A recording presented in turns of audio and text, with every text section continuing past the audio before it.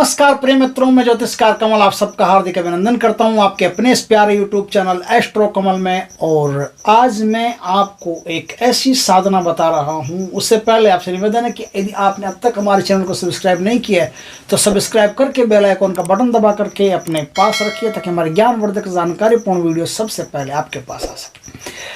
दोस्तों, क्या होता है, परियों की साधनाएं बहुत बेशुमार साधनाएं चलती है, पूरे विश्व में चलती है परियों की साधनाएं। कुछ सिद्ध होती है, कुछ बड़ी मेहनत करवाती है, कुछ फट सिद्ध हो जाती है। आज मैं आपको एक साधना सिखा रहा हूं। ये एक दर्शक है हमारे, ऐसे 3-4 दर्शक हैं। उन्होंने अपना नाम नहीं बताया, मैंने बहुत कहा था कि नाम बताओ, यूट्यूब चैनल पर आपका नाम देता हूँ। बार बार रिकमेंड किया कि हमको जल परी की साधना चाहिए, और जल परी की साधना मेरे पास कई सालों से पड़ी थी। देंगे देंगे करके टाइम निकलता चला गया। पहले तो मेरा यूट्यूब चैनल ही नहीं था, और जब चैनल बनाया था देंगे कभी साधना, देंगे कभी साधना, ऐसे सोचते सोचते टाइम चला गया। इन्होंने बार बार कहा कि गुरुजी हमको ऐसी साधना चाहिए, तो मैंने कहा साधना अब आपको देते हैं। साधना है जल परी की साधना। और जल परी की साधना क्यों की जाती है, इसके 3-4 कारण। पहले कारण सुन लो। जल परी की साधना जिस आदमी ने की है, वो आदमी खुद कितना ही बीमार हो तुरंत ठीक हो सकता है। वो आदमी बूढ़ा हो, जवान हो सकता है। उस आदमी का कायाकल्प कभी भी हो सकता है। वो आदमी प्रकृति पर विजय प्राप्त करने की क्षमता रखता है। अब प्रकृति से विजय नहीं कहें, अगर हम कहें कि प्रकृति से मित्रता करने की क्षमता रखता है, तो भी ये बात सही है कि प्रकृति उसके हिसाब से चलना शुरू हो जाती है, क्योंकि प्रकृति में बेशुमार प्रतिशत में जल है, और मनुष्य में भी बेशुमार प्रकृति में जल है। तो कोई भी मनुष्य यदि बीमार पड़ गया है, बीमार हो गया है, ऐसी वो कौन से असाध्य बीमारी लग गई है, इलाज नहीं हो रहा है, तो जल परी की जिसने साधना कर ली, वो व्यक्ति फटाफट उस आदमी को ठीक कर सकता है, खुद को भी ठीक कर सकता है, रूपवान कर सकता है, उसको भी कर सकता है, खुद को भी कर सकता है। क्योंकि रूप सौंदर्य का पानी से बड़ा लेना देना है। और जल परी जिसने सिद्ध कर ली हो, वो आदमी तो फिल्म इंडस्ट्रीज में भी अगर जाना चाहे तो भी उसको इतना खूबसूरत, इतना रूपवान कर देगी कि देखते ही उसका आकर्षण अलग ही होगा। ये तो एक बात हुई। जिसने जल परी की साधना कर ली, वो आदमी सूखा स्थान हो, पूरा मरुस्थल हो, वहां भी जल वृष्टि करवा सकता है। और जल वृष्टि करवा करके वहां नाना प्रकार के अन्न उत्पन्न करवा सकता है, नाना प्रकार के फल पुष्प उत्पन्न करवा सकता है। ऐसी क्षमता जल परी की साधना करने वाले साधक में होती है। जल परी की साधना करने वाला जल को रोक भी सकता है। बेशुमार मूसलाधार बारिश आती हो, उसको रोकना हो, पल भर में वो रोक सकता है।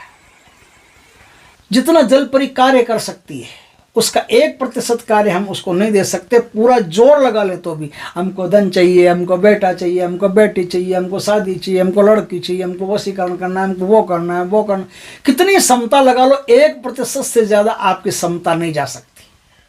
अब पूरी क्षमता लगा करके भी 1% से ज्यादा कार्य जल परी से करवा ही नहीं सकते। 99% आपकी सोच से 99% अधिक जल परी में कार्य करने की क्षमता है। अब वो कार्य क्या है? वो कार्य ऐसे ऐसे हैं जिसकी आपने कल्पना भी नहीं की होगी। 7वें पाताल तक जाना, अमृत प्राप्ति करना, नागलोक के लोगों से दोस्ती करना, जो यक्ष जिन्न गंधर्व होते हैं उनसे दोस्ती करना, किसी का भी तंत्र काट कर सकता है, धन प्राप्ति कर सकता है, गरीबी मिटा सकता है, अपनी भी और पड़ोसियों की भी मिटा सकता है। बहुत सारे ऐसे काम है, मेरा गला दुख जाएगा कहते कहते, लेकिन कार्य खत्म नहीं होंगे। इतने सारे कार्य जल परी से करवाए जा सकते हैं। जल परी की जो साधना है उसका मैं मंत्र आपको बता देता हूँ। मंत्र गुरु से दीक्षित होकर के लेना, ऐसे किसी काम नहीं आएगा, उल्टा नुकसान होने की संभावना रहेगी। साधना सिद्ध हो नहीं हो, ये साधक स्वयं अपना देख लें। जल परी की साधना का मंत्र है। इसमें जो साधना है ना, ये साधना में क्या होता है कि जल परी की एक सहयोगिनी परी है, नील परी, वो भी साथ में उपस्थित होती है, और दोनों से एक साथ ही वचन होते हैं, और सब काम एक साथ ही होता है। तो मंत्र इसका यह है कि जल परी नील परी जहां सुमरूं वहां खड़ी दुहाई मुकर्रम साहिब की। यह मंत्र है, इस मंत्र का जाप करके आप जलपरी की साधना करके जलपरी को सिद्ध कर सकते हो। कैसे कैसे कर सकते हो? यह साधना किसी भी एकांत जलाशय के किनारे होगी। जलाशय मतलब तालाब, पौंड, या कोई रिवर हो या कोई नहर हो, कुछ भी हो, जहाँ जल का स्थान हो, जल रुका हुआ हो या जल आता जाता हो या जल चलता हो, वहाँ इस साधना को करना पड़ेगा।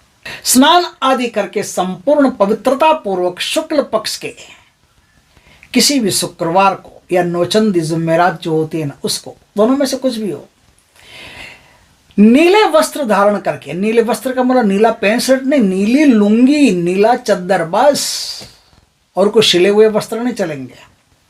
नीली लुंगी, नीला चद्दर, बस इतना ओढ़ करके आप साधना करेंगे। नीला ही आपका आसन होना चाहिए। आसन नीला नहीं हो तो उसके ऊपर नीला कपड़ा लगा लेना, 2.25 मीटर का, 2 मीटर का कपड़ा नीला किसी भी आसन के ऊपर लगा करके आपका नीला ही माना जाएगा। उस आसन पर बैठ करके आप साधना करना। साधना में नीले ही कलर के फूल चाहिए, वो देवी को चढ़ाने होते हैं, वो रोज चढ़ाने होते हैं। नीले कलर की पगड़ी आपके माथे पर होनी चाहिए, पगड़ी नहीं हो तो टोपी होनी चाहिए। साधना चाहो तो हिंदू पद्धति से भी कर सकते हो, चाहो तो मुस्लिम पद्धति से भी कर सकते हो।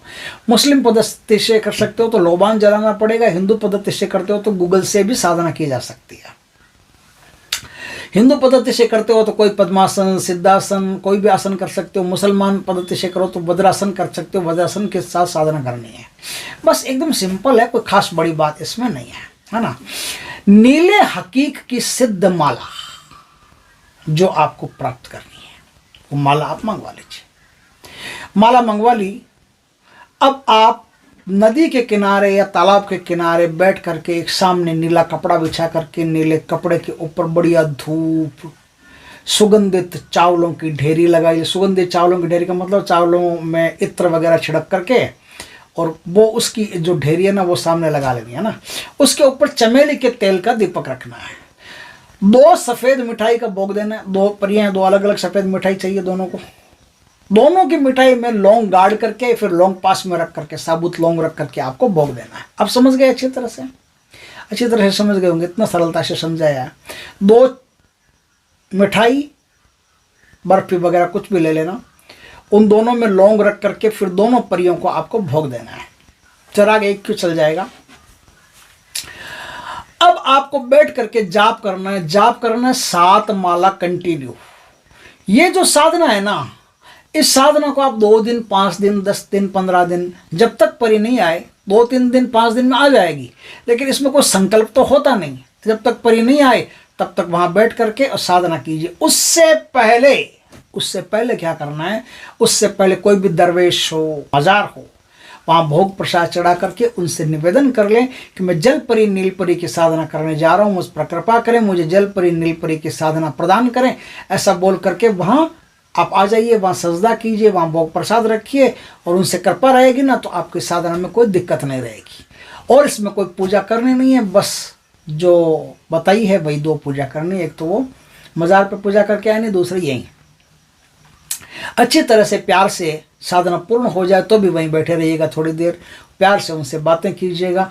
और एक बात का ख्याल रखिएगा कि सुरक्षा घेरा अत्यधिक अनिवार्य है। कोई भी सुरक्षा घेरा आपको आता हो, वो सुरक्षा घेरा कोई भी आता हो, मतलब इसमें कोई भी सुरक्षा घेरा आपको आता हो वो लगा लें। ताकि क्या होता है कि इस साधना में जल जहाँ भी रहेगा ना, वो जल इतना उफान करेगा कि आपको लगेगा कि जल आपको डुबो लेगा। आपके ऊपर आकर के, ऊपर से चारों तरफ आकर के जल ऐसे, वो होता है ना, वो क्या बोलते हैं उसको, समुद्र में तो ना ज्वार भाटा, उस ज्वार भाटे की तरह जल आएगा एकदम ऊपर चढ़ करके, और आपको डर नहीं लग जाए, आप घबरा करके भाग नहीं जाए। इसलिए सुरक्षा घेरा रहेगा, हौसला रहेगा।